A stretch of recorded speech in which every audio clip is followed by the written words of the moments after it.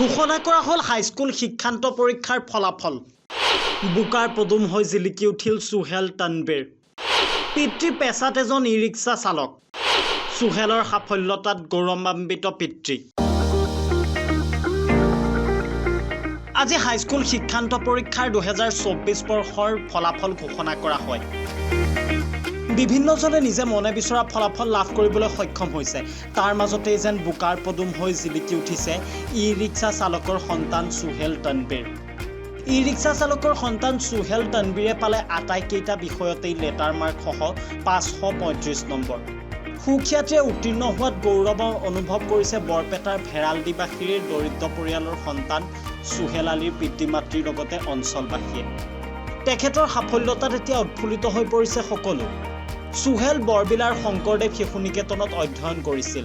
ভৱিষ্যতে এগৰাকী চিকিৎসক হোৱাৰ সপোন সুহেলৰ। কিন্তু আৰ্থিক দৈন্যতাই হেঙাৰ হ'ব পাৰে সুহেলৰ লক্ষ্য, কিয়নো দৰিদ্ৰ সীমাৰেখাৰ তলৰ পিতৃ কাছেম আলীয়ে ই ৰিক্সা চলাই ঘৰখন পোহপাল দি আহিছে।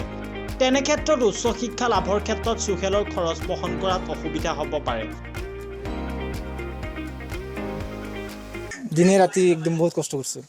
এনে বাকী বেলেগ কোনো ইনকাম নাই, খালি ই ৰিক্সাখানে চলাই মই বহুত কষ্ট কৰি যোগাৰ কৰিছোঁ পইচা।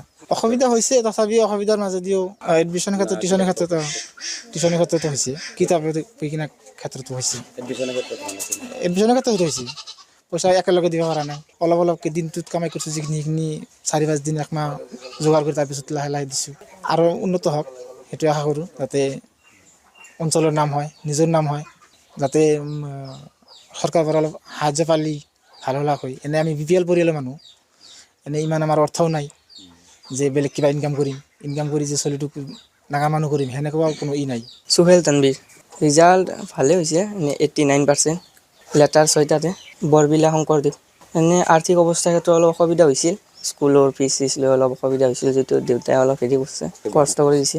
ভৱিষ্যতে ডক্টৰ হোৱাটো বিচাৰোঁ। Bureau report, reporter Assam.